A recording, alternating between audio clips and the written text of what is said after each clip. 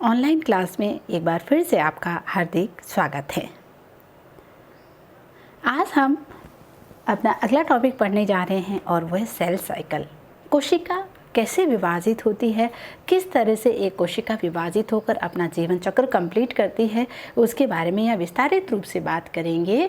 Cell cycle क्या है और किस तरह से इस सेल साइकिल का नियंत्रण होता है। रेगुलेशन ऑफ सेल साइकिल यानी सेल साइकिल को नियंत्रित करने वाले कौन कौन से एंजाइम हैं, उनकी हम यहाँ डिटेल में बात करेंगे। ये कंटेंट्स हैं जिनकी हम यहाँ बात करेंगे। कोशिका चक्र में 4 अवस्थाएं हैं: G1 phase, synthetic phase, G2 phase और माइटोटिक फेज।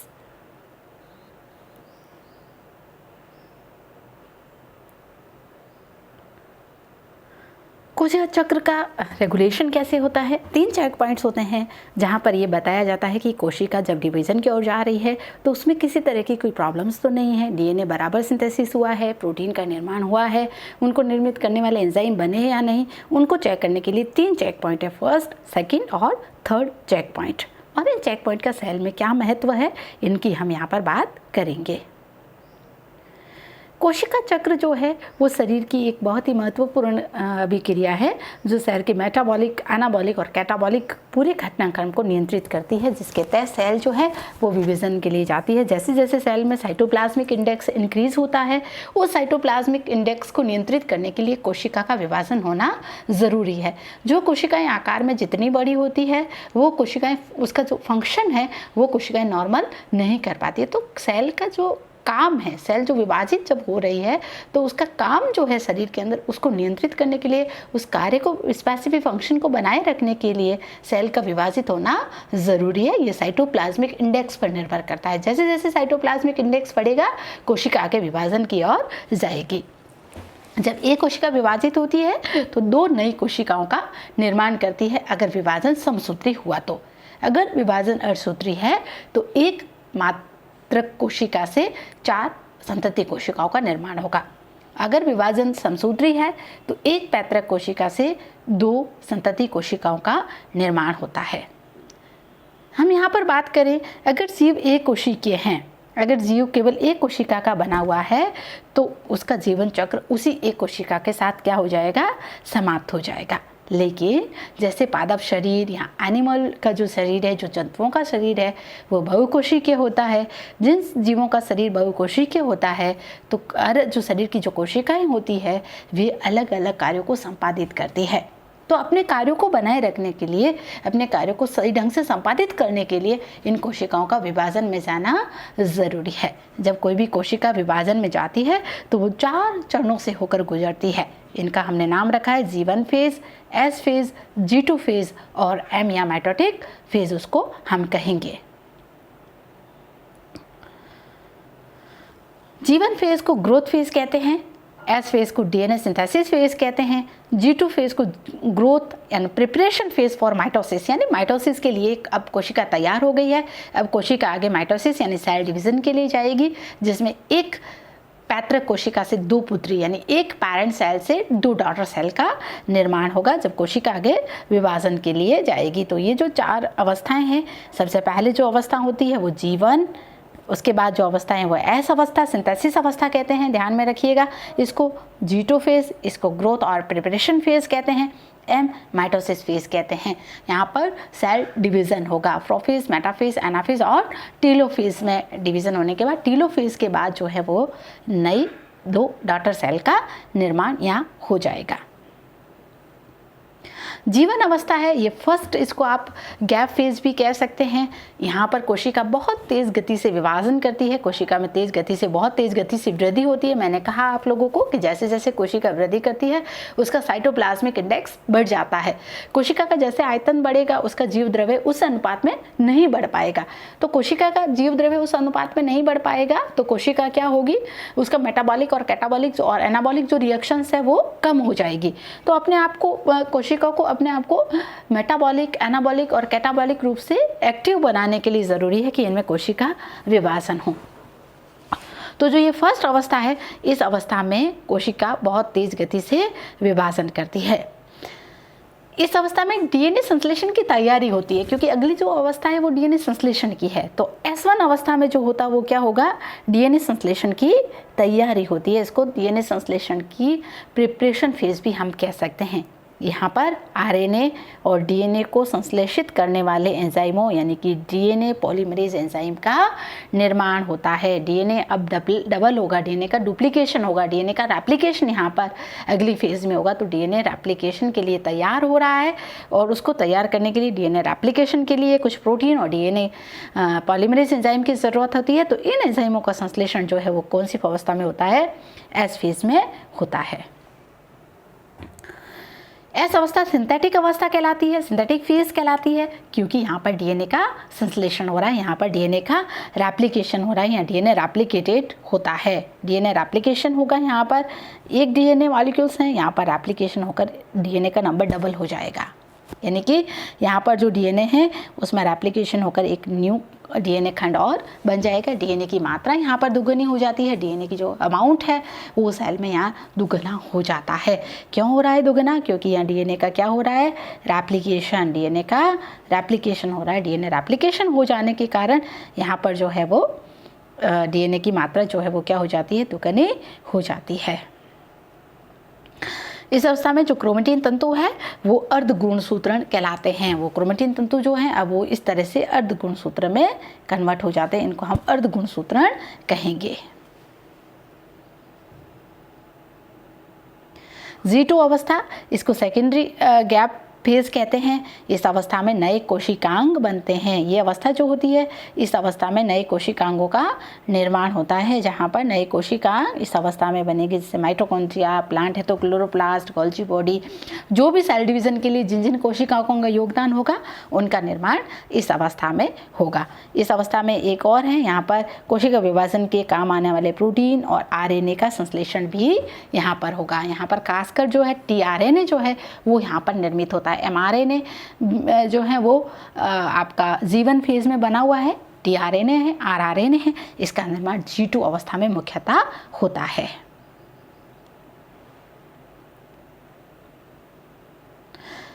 एम अवस्था, इसको कोशिका विभाजन अवस्था कहते हैं। हमने कहा कि जब कोशिका विभाजन के लिए जाती है तो विभाजन से पहले वो कोशिका तैयार होती है। तैयार जब कोशिका होती है ना तो उसकी 4 फेज यहाँ पर G1 अवस्था है एक यहाँ पर, और दूसरी जो अवस्था यहाँ पर जो होगी वो एस अवस्था है, और तीसरी जो अवस्था है वो कौन सी है, यहाँ पर G2 अवस्था इसको हम लोग कहेंगे। फोर्थ अवस्था है वो माइटोसिस यहाँ पर, और साइड होगा माइटोसिस का मतलब सेल डिवीज़न होगा। यहाँ पर सेल अब डिवीज़न के लिए जाएगी। सेल पूरी तरह से रेडी हो चुकी है, अब सेल को डिवीज़न के लिए जाना है, यानी वो anaphase, metaphase, telophase, prophase, anaphase, metaphase और टीलोफेज की ओर जाएगी, और आगे वो कैरियोकाइनेसिस होगा पहले और फिर साइटोकाइनेसिस होगा, और सेल आगे 2 डॉटर सेल का निर्माण करेगी। लेकिन कई बार क्या होता है कि जब आगे सेल डिवीज़न के लिए जाती है तो सेल पूरी तरह से रेडी नहीं होती है, उसमें कुछ कमियां रह जाती है, यानी कि यहाँ तो डीएनए का पूरा संश्लेषण नहीं हुआ, यहाँ प्रोटीन जो है सेल डिवीज़न के लिए जो ज़रूरी है उनका संश्लेषण नहीं हुआ, यहाँ पर जो आरएनए है उनका सही ढंग से संश्लेषण नहीं हुआ, तो सेल जो है वो इनएक्टिव स्टेज में चली जाती है, वो आगे विभाजन के लिए नहीं जाती। जब सेल आगे विभाजन के लिए नहीं जाती है तो ये जो अवस्था है, जब सेल का विभाजन रुक जाता है, सेल डिवीज़न रुक जाता है, तो इसको हम G0 अवस्था कहते हैं। यानी नो एक्टिव डिवीज़न यहाँ पर होगा, यहाँ डिवीज़न नहीं होगा, सेल डिवाइडेड नहीं होगी, सेल जो सेल डिवीज़न है वो अरेस्ट हो जाता है। ये अवस्था G0 अवस्था कहती है। जैसे ही सेल वापस से अपना डीएनए संश्लेषण का काम, यहाँ बाकी सब चीज़ें फंक्शनल हो जाती है, तो फिर वापस सेल रीजनरेशन की ओर जाती है और सेल वापस से सेल में डिवीज़न हो जाता है, सेल डिवाइड हो जाती है और इंटरफेज अवस्था में प्रवेश कर जाती है।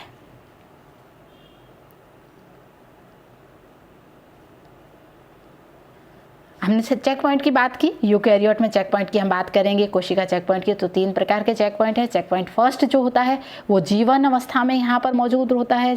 G1 फेज के अंदर जो चेक पॉइंट, जब G1 ख़त्म होने वाला होता है तो चेक पॉइंट 1 कहलाता है। ये रेस्ट्रिकेशन पॉइंट भी इसको हम कहा जाता है कि सेल पूरी तरह से ग्रोथ करी है, क्या सेल आगे डीएनए रेप्लिकेशन के लिए तैयार है, क्या सेल में डीएनए रेप्लिकेशन को करने वाले पॉलीमरेज एंजाइम का सिंथेसिस हो चुका है। इन सब चीज़ों चीज़ों को चेक करने के लिए चेक पॉइंट 1 होता है। अगर सेल यहाँ पर रेडी नहीं है तो सेल आगे इस अवस्था में प्रवेश नहीं करेगी। किसी भी चेक पॉइंट को जब आगे चेक पॉइंट में सेल जब डिवीज़न के लिए जाती है तो वहाँ पर एंजाइम है, मुख्य रूप से साइक्लिन एंजाइम और CDK एंजाइम काम आते हैं। तो चेक पॉइंट 1 में जो CDK और साइक्लिन एंजाइम काम आते हैं, साइक्लिन D और CDK4 एंजाइम और साइक्लिन E एवं CDK2 एंजाइम काम आते हैं। जब ये एंजाइम ATP की उपस्थिति में सक्रिय होते हैं तो चेक पॉइंट 1 एक्टिव होता है और सेल आगे डिवीज़न के लिए जाती है। जब सेल आगे पूरी तरह से चेक कर लिया गया है कि एंजाइम बन चुका है, सेल आगे ग्रोथ के लिए, सेल आगे डिवीज़न के लिए रेडी है, सेल में रेप्लिकेशन होने के लिए आगे रेडी है, तो आगे जाएगा DNA सिंथेसिस फेज कहेंगे। DNA सिंथेसिस में काम आने वाला जो एंजाइम है मुख्यतः वो साइक्लिन 1 और CDK2 है। DNA रेप्लिकेशन जब पूरा हो जाएगा, DNA रेप्लिकेशन जब हो जाता है, DNA रेप्लिकेशन की ओर जब सेल जाती है उसके बाद सेल ग्रोथ अवस्था में जाती है, यानी कि यहाँ पर सेल ऑर्गेनल्स रहे हुए प्रोटीन्स का निर्माण होता है। जब सेल G2 से M फेज में प्रवेश करती है तो G2 चेक पॉइंट यहाँ पर आता है। यहाँ पर ये देखा जाता है कि सेल वाकई डिवीज़न के लिए तैयार है, क्या सेल माइटोसिस के लिए तैयार है।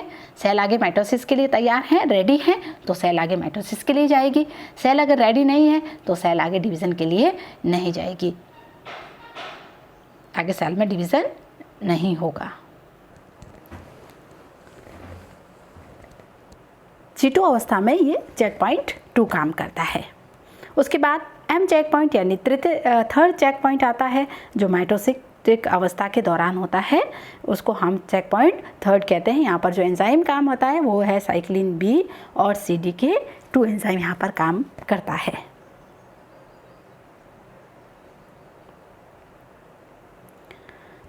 प्रथम चेक पॉइंट की हमने बात ही कर ली थी कि प्रथम चेक पॉइंट जो है वो रेस्टिगेशन बिंदु कहलाता है। ये जीवन अवस्था की अंतिम समय में होता है और इसके लिए कोशिका S1 अवस्था में जाने के लिए तैयार है या नहीं ये देखा जाता है कि कोशिका H1 जाने के लिए तैयार है या नहीं, ये देखने के लिए चेक पॉइंट फर्स्ट होता है। और यहाँ पर प्रारंभ करने के लिए ये किस पर निर्भर है, एंजाइम कौन सा है, साइक्लिन CDK, ये एंजाइम यहाँ पर काम करते हैं। जैसा कि मैंने यहाँ पर हम लोगों ने इस डायग्राम में समझा है कि यहाँ पर 2 CDK एंजाइम काम कर रहे हैं, साइक्लिन D और CDK4, साइक्लिन E और CDK2, इस तरह से ये एंजाइम यहाँ पर काम करते हैं।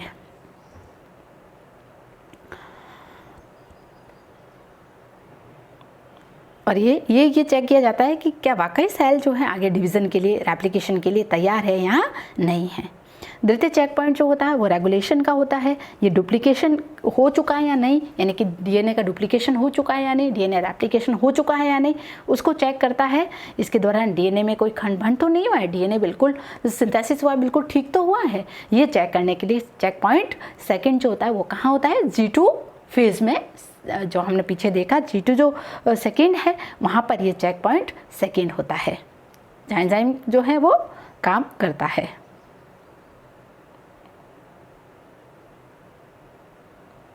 तृतीय जो चेक पॉइंट होगा वो कहाँ पर होगा, ये मेटाफेज से एनाफेज के मध्य होता है, यानी कि मेटाफेज से एनाफेज, प्रोफेज, मेटाफेज, एनाफेज और टीलोफेज। और मेटाफेज और एनाफेज के बीच में जो चेक पॉइंट है वो चेक पॉइंट थर्ड होता है, जहाँ पर एनाफेज अवस्था में जब क्रोमोसोम जाते हैं तो 2 पोल पे जाते हैं। क्रोमोसोम क्या होगा, यहाँ पर क्रोमोसोम का सेपरेशन होता है। तो ये उस सेपरेशन को इनिशिएट करने के लिए ये क्या होगा, यहाँ पर इस तरह से जब क्रोमोसोम जो होगा वो क्या होगा, मेटाफेज अवस्था में ये मेटाफेजिक प्लेट पे जो क्रोमोसोम, या मान लो कि मेटाफेजिक प्लेट पे ये क्रोमोसोम है। अब जब ये क्रोमोसोम एनाफेज स्टेज में जाते हैं तो क्या होगा, एनाफेज में क्रोमोसोम ध्रुवों की ओर जाते हैं, इस तरह से पोल्स की ओर जाते हैं। तो इस सेपरेशन को, क्रोमोसोम को मेटाफेजिक प्लेट से एनिमल पोल और वेजिटेटिव पोल पर इसकी गति को सुनिश्चित करने के लिए, क्रोमोसोम के पृथक्करण को सुनिश्चित करने के लिए चेक पॉइंट थर्ड होता है कि क्रोमोसोम जो है वो डिवीज़न सही ढंग से हुआ है या नहीं, क्रोमोसोम का जो सेपरेशन है वो सही ढंग से हो रहा है या नहीं, उस सेपरेशन को चेक करने के लिए चेक पॉइंट नंबर थर्ड पाया जाता है। चेक पॉइंट क्यों ज़रूरी है, हमने ये कहा कि शरीर में कोई भी काम जो होता है उस काम को बरकरार रखने के लिए, उस काम को बनाए रखने के लिए ज़रूरी है कि कोशिका आगे डिवीज़न की ओर जाए। तो डिवीज़न प्रॉपर तरीके से हो रहा है या नहीं हो रहा है, एंजाइम प्रॉपर तरीके से सेल में बन रहे हैं या नहीं, डीएनए रेप्लिकेशन प्रॉपर तरीके से हो रहा है नहीं, ये इन सब चीज़ों को चेक करने के लिए, इन सब चीज़ों को देखने के लिए चेक पॉइंट की ज़रूरत होती है। तो ये एक नियंत्रण प्रणाली है जिसके माध्यम से कोशिका की समस्याओं का पता लगाया जाता है। अगर कोशिका जब डिवीज़न की ओर जा रही है, किसी तरह की कोई समस्या आ रही है कोशिका डिवीज़न में, तो वहाँ पर क्या कर दिया जाएगा, उस समय इस कोशिका विभाजन को रोक दिया जाता है। जैसे डीएनए की अगर मान लो प्रतिकृति सही ढंग से ना हुई है तो चेक पॉइंट में जो G2 अवस्था है वहाँ पर ये रुक जाता है, M चेक पॉइंट पर ये रुक जाएगा। जब तक डीएनए की प्रतिकृति पूरी नहीं होती है तब तक कोशिका आगे विभाजन के लिए नहीं जाएगी। कोशिका विभाजन के लिए तभी जाएगी जब कोशिका में प्रॉपर तरीके से सेल डिवीज़न हो चुका, कोशिका में प्रॉपर तरीके से डीएनए रेप्लिकेशन हो चुका होगा।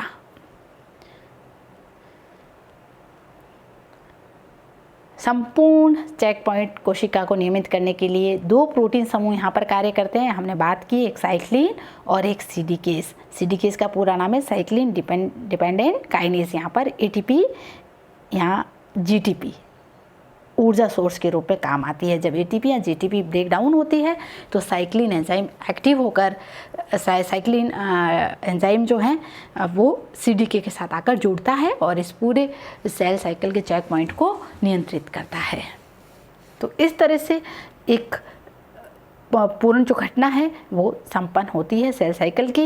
यानी कि जो सेल साइकिल की अगर हम बात करेंगे तो ये टोटल 4 अवस्थाओं में सेल साइकिल था। यहाँ पे प्रथम ग्रोथ, यानी सेल जो है वो क्या जाती है आगे ग्रोथ के लिए, बहुत तेज़ गति से सेल में विभाजन होता है। जब ग्रोथ के लिए सेल रेडी हो जाती है तो सिंथेटिक फेज में जाती है, जहाँ पर डीएनए का डुप्लीकेशन होता है, डीएनए का रेप्लिकेशन होता है, डीएनए सिंथेसिस होता है।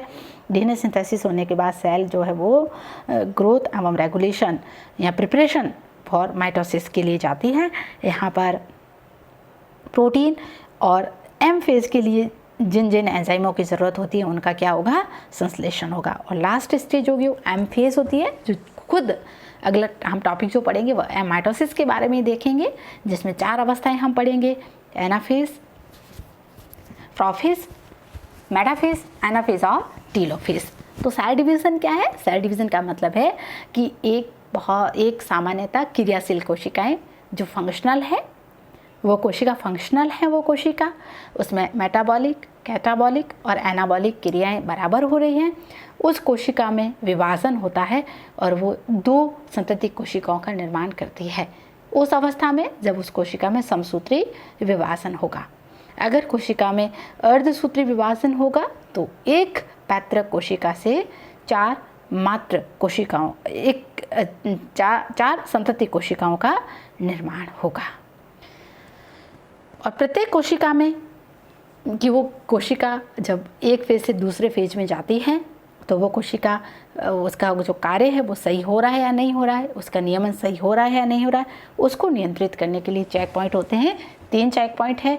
G1 अवस्था का चेक पॉइंट फर्स्ट, G2 में जो चेक पॉइंट होगा वो सेकेंड, एनाफेज और मेटाफेज के बीच में जो चेक पॉइंट होगा वो चेक पॉइंट नंबर 3 होगा। और इस चेक पॉइंट को, इस पूरे घटनाक्रम को नियंत्रित करने के लिए 2 प्रोटीन समूह काम करते हैं, एक साइक्लिन और दूसरा साइक्लिन डिपेंडेंट काइनेज, सीडीकेस एंजाइम उनको हम कहेंगे। ये एंजाइम एटीपी और जीटीपी की उपस्थिति में क्रियाशील होते हैं। आप इसको पढ़िए अच्छे से, टॉपिक को, सेल साइकिल को पहले पढ़िए, ताकि आप इसको पढ़ेंगे तो हम आगे सेल डिवीज़न पढ़ेंगे तो उसको समझ पाएंगे कि किस तरह से एम फेज आगे होती है। एम फेज के बारे में हम पढ़ेंगे, माइटोटिक फेज जो है उसके बारे में हम पढ़ेंगे, समसूत्री विभाजन हम पढ़ेंगे। तो आप अगर सेल किस तरह से डिवीज़न में जाती है, ये अभी तक जो प्रक्रिया हमने पढ़ी कि सेल डिवीज़न के लिए रेडी हो रही है, सेल आगे विभाजन के लिए जा रही है, तो विभाजन में जाने से पहले सेल को कुछ अपने काम करने होते हैं, सेल को कुछ फंक्शन करने होते हैं, डीएनए को सिंथेसिस करने होता है, आरएनए बनाने होते हैं, डीएनए के लिए जो प्रोटीन ज़रूरी है उनको बनाना होता है, कोशिकांग बनाने होते हैं। ये सब बनने के बाद सेल आगे विभाजन के लिए जाती है। तो ये था सेल किस तरह से विभाजन के लिए जाएगी। अगला हम पढ़ेंगे सेल किस तरह से विभाजित होती है। Thank you.